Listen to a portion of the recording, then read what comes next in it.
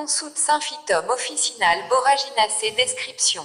La consoude, ou grande consoude, est une plante à feuilles ovales, pointues, à texture rugueuse, et à fleurs bleu mauve.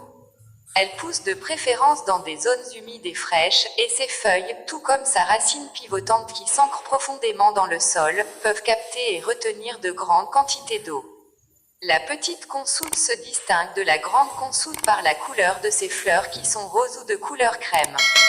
Propriétés médicinales. La consoude est riche en calcium, potassium, phosphore, allantoïne, vitamine B12, fer et silice, ce qui la rend très utile en traitement d'appoint lors de cicatrisation de fractures.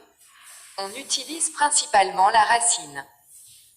57 usages internes. En usage interne, la consoude peut être utilisée pour soigner les entérites, les diarrhées, la dysenterie, les ulcères digestifs, le cancer gastrique, les hémoptysies tuberculoses et les hématuries. Pour tout ça, vous pouvez prendre une macération constituée de 100 à 150 grammes, soit environ 3 à 4 poignées de racines de consoude par litre d'eau à faire bouillir et à laisser macérer toute la nuit. Cette macération est à boire en 24 heures. Vous pouvez aussi prendre de l'extrait fluide à raison d'1 à 3 grammes par jour, ou de la teinture à raison de 10 à 20 gouttes 3 fois par jour. Contre la diarrhée, vous pouvez fabriquer un sirop antidiarrhéique en ajoutant 10 grammes d'extrait fluide de consoude à 100 grammes de sirop de coing, et à 90 grammes de sirop de cassis. Contre la tuberculose, surtout l'hémoptysie, les toux, les affections des voies respiratoires, les diarrhées et les hémorragies, vous pouvez utiliser le sirop de consoude de Fernel. Pour cela, pilez ensemble et exprimez le jus dans un linge de 250 g de sommité de consoude, 450 g de pétales de rose rouge, 450 g de bétoine, 450 g de plantain, 450 g de pimprenelle, 450 de scabieuse et 450 g de tussillage. Ajoutez 1,250 kg de sucre et portez le tout à ébullition, et dès que le mélange bout, ajoutez 250 g de racines de consoude propres et râpées. Faire cuire le tout jusqu'à ce qu'il prenne la consistance d'un sirop. Passez le tout et mettez-le dans des flacons bien bouchés.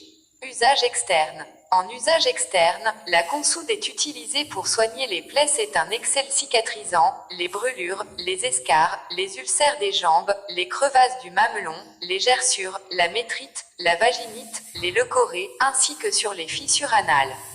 Les Romains l'utilisaient aussi pour les fractures et les lésions osseuses. Pour tout ça, vous pouvez l'utiliser en macération plus concentrée que pour l'usage interne. Faites bouillir pendant 15 minutes sous forme de compresse, de lavage ou d'injection vaginale pour soigner la métrite, la vaginite, les leucorrhées, ainsi que la plupart des inflammations des organes génitaux féminins. Vous pouvez aussi faire une décoction de 200 g de racines sèches concassées par litre d'eau que vous ferez bouillir pendant 20 minutes à feu doux et à couvert.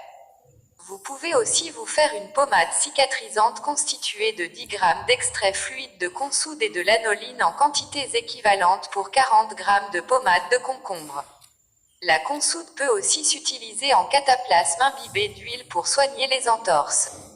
Pour calmer instantanément la douleur d'une brûlure au premier degré, ou pour guérir des crevasses du mamelon, utilisez une racine fraîche râpée que vous poserez en cataplasme sur la zone à traiter. Magie et sorcellerie. Genre. Féminin, planète. Saturne, élément. Eau, déité. Hermès, propriété magique. Portée sur soi, la consoude protège et assure votre sécurité durant les voyages. Si vous en mettez un peu dans vos valises ou tout autre bagage, cela vous évitera de les perdre ou de vous les faire voler. La racine de consoude peut être aussi utilisée dans des sortilèges d'argent ou de prospérité. Emporter un morceau sur soi est censé attirer l'argent.